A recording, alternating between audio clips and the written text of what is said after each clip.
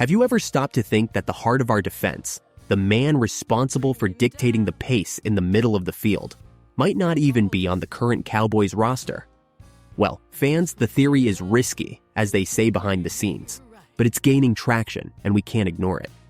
While everyone discusses who will wear the green dot, that green dot on the helmet that receives orders from the defensive coordinator, a shadow hangs over our preparation. Are we witnessing a silent contingency plan, or does the front office know something that we, on the outside, haven't yet been able to see? The possibility of signing a veteran Mike only after the end of training camp isn't just a rumor. It's a strategy that, if confirmed, would completely change expectations about our defensive system.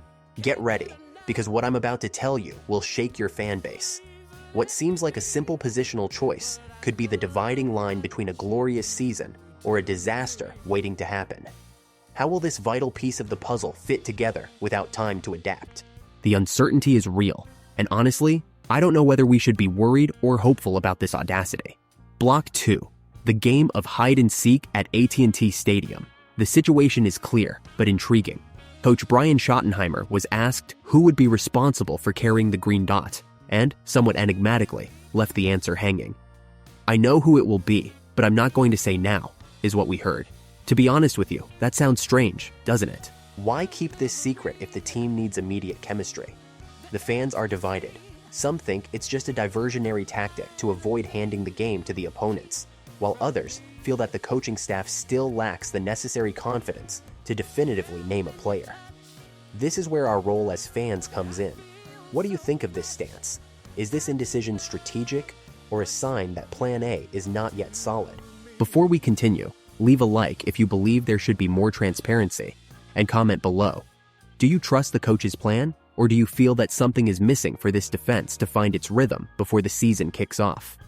We need this answer to understand the level of pressure this sector will face in 2026. Block 3. The atmosphere behind the scenes. The fight for the spot. The atmosphere at the Stars' practices is a mix of determination and tension. While we see players like DeMarvion Overshown, D. Winters, and even rookies like Shamar James being tested, the silence during practice breaks speaks volumes. You can feel the fierce competition.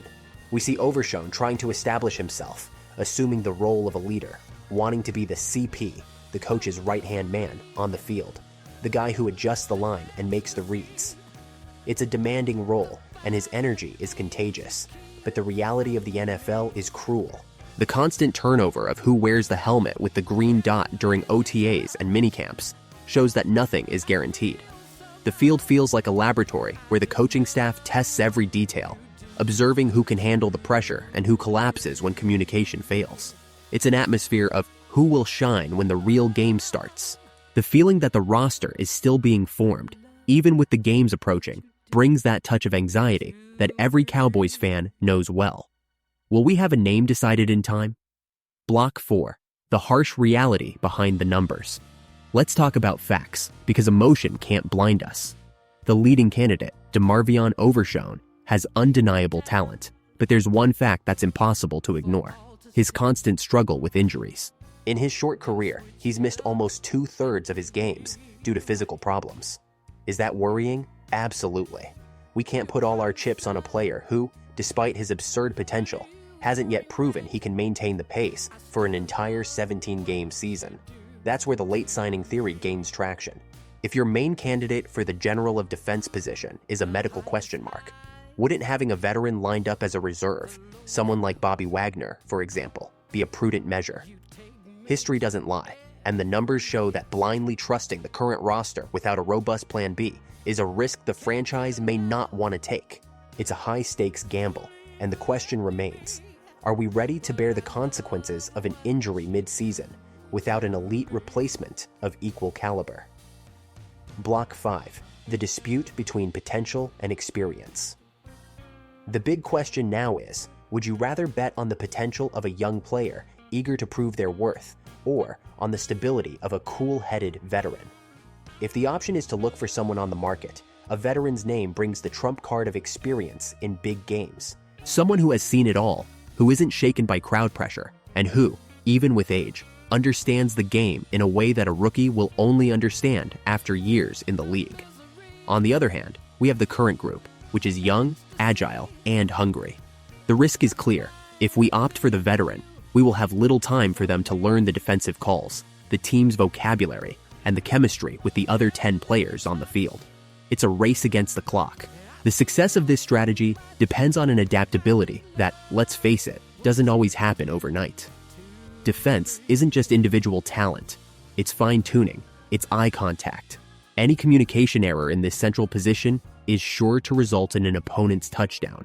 We are facing a tactical chess game where every move is worth the season.